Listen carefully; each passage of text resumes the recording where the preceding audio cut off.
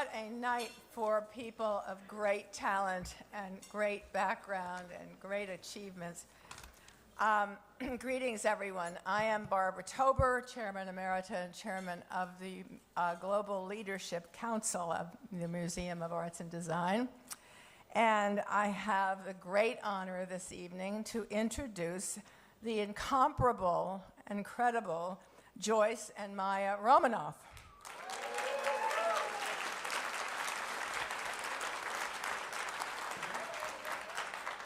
Joyce and Maya are leaders of very innovative wall coverings and fine textiles, and they bring to the entire world great design that enriches our lives. Maya Romanoff established the company in 1969, and has sustained his vision of transforming modern design in every way he can think of. His success and their success comes from combining traditional artisanal techniques with the latest production technology. Joyce and Maya and their family are great friends of long-standing of the Museum of Arts and Design, and it is a real honor to present Joyce and Maya with a Museum of Arts and Design Lifetime Achievement Award. The first of many, I hope. Now they're gonna... I've known Maya Romanoff and have been using his products for my entire career.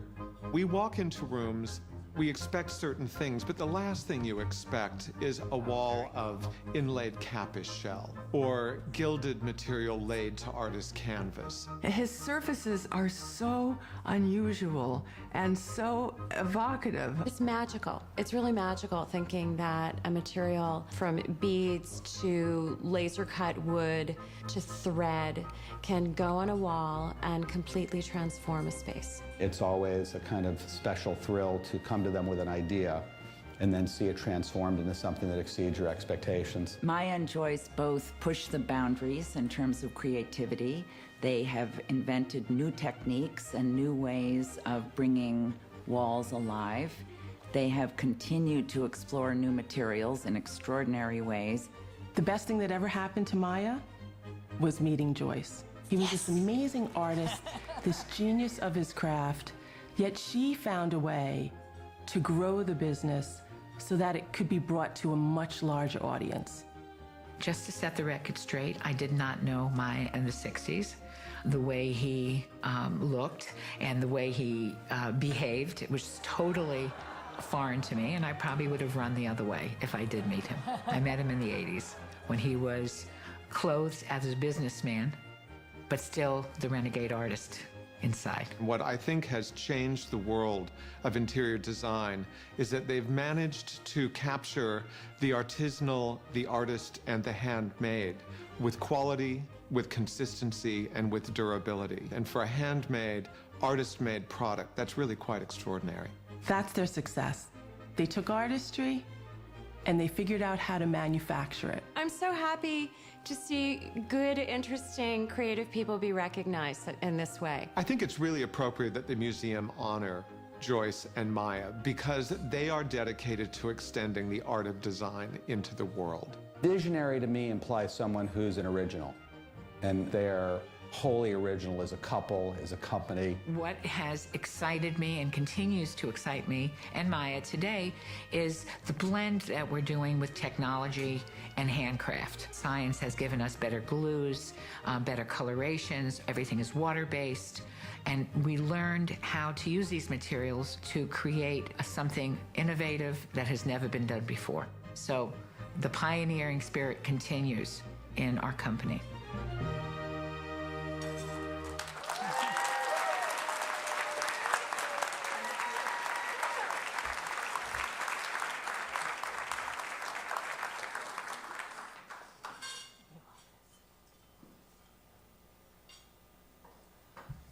Good evening, and I want to thank you all for coming and sharing this extraordinary evening with us. I want to personally thank Holly Hotchner, David McFadden, Lewis, and of course Barbara Tober, who is so kind and so generous in her support of our company and each other. They told me I only had a minute and a half, but I've never been known to do anything without lots of talk, so bear with me. And I can't believe we're standing here accepting this Lifetime Achievement Award when I feel like we're just getting started. The 60s unleashed creativity and freedom in a generation of people who wanted to reshape the world of their parents. That photograph of Maya explains it all. Maya found his calling from the moment he became a tie-dye artist, and then fostered their creativity in a company culture that is now 40 years old and employs over 70 artisans today.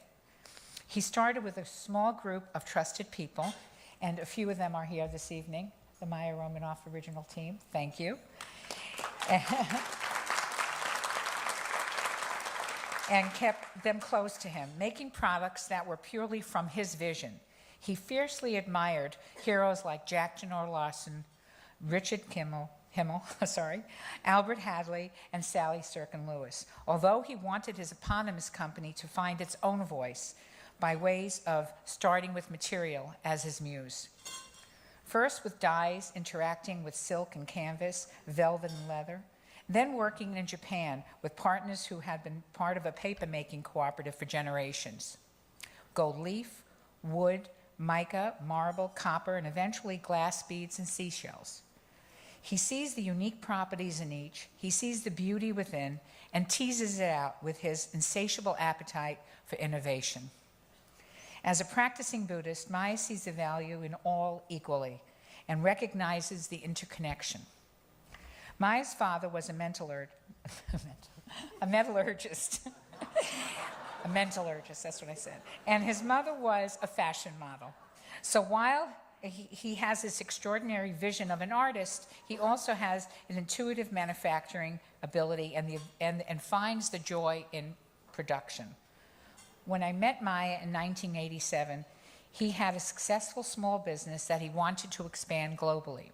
He was looking for a trusted partner to go out and spread the gospel of his incredible wall coverings and textiles while he continued to innovate with materials in his studio. We met at a crucial time in both of our lives. Believe in Kismet, because I did. Maya was always absolutely positive that if he worked hard, he would be able to create something extraordinary, and he did.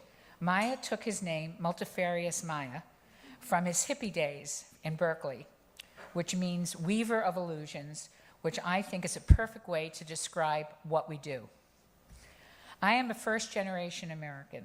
My parents came from Russia for a better life and to raise a family. They would have been very proud of their daughters and my grandchildren and have accomplished much more. They have accomplished much more than they ever hoped to. My first Maya Romanoff accomplishment is spreading the gospel was convincing store planners and hotel designers to use the walls, the largest square footage in a room, and the greatest canvas as a place to use beautiful materials. My willingness to experiment with different methods of large-scale production gave us a reputation for being the ultimate surface material for their high-end profile projects. Up to this point, we were mostly the darlings of high-end residential. Because I was involved with all aspects of the business, I was able to contribute not only to the sales, but to developing products such as glass bead wall covering and mother-of-pearl tiles. We let each other do what we want to do, to be brave. So much of what you see in the Museum of Arts and Design is due to sheer bravery and the drive to do something that's never been done before. In a world saturated by design, how does an artist keep their perspective? The Museum of Arts and Design celebrates not only the end products, but the process and even the personalities that insist on making something out of what most of us come to see of the world sees as nothing.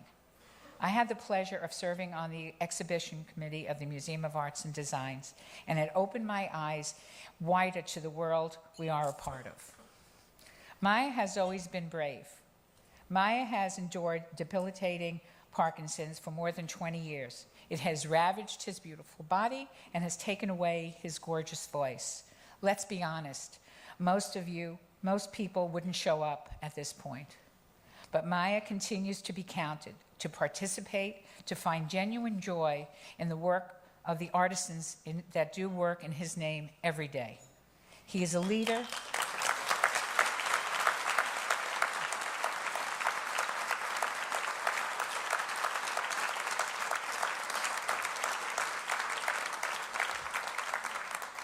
He is a leader simply by the fact that he showed up tonight.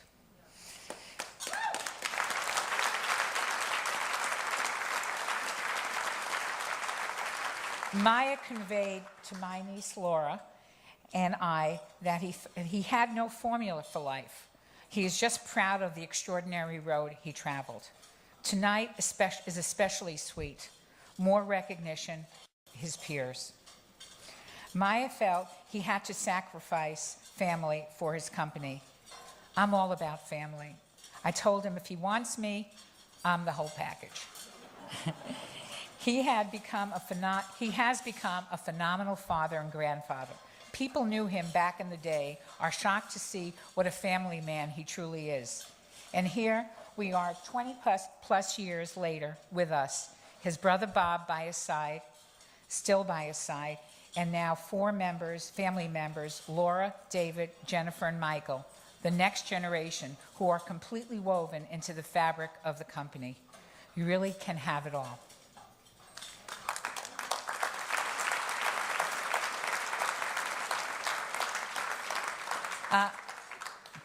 Maya wrote hundreds of poems in his life. He is a true Renaissance man. And I chose one poem that I think is quite fitting for tonight. It was written in 1979, and it's in the back of the cards that are on your desk. Here we have the usual voice, like water songs, and here among pearls, the pearliest. This little life of mine is now the hurly-burliest. Thank you very much for this honor.